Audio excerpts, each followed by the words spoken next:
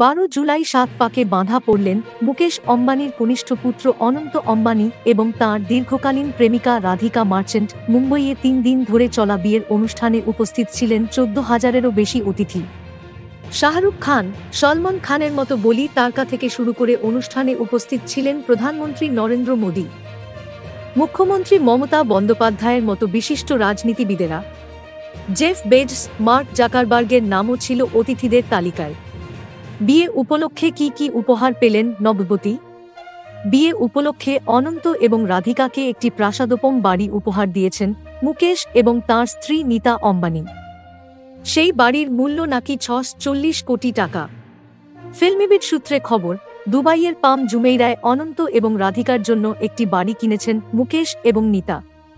সেই বাড়িতে নাকি 10টি বেডরুম রয়েছে। বাড়ির সঙ্গে রয়েছে ব্যক্তিগত সমুদ্র সৈকতও। শুধু বাড়িই নয়, কনিষ্ঠ পুত্রবধূ রাধিকাকে 130 কোটি টাকা মূল্যের গয়নাও নাকি উপহার দিয়েছেন মুকেশ এবং Nita. Thank you so much for watching our videos. Please do like, share and subscribe our channel.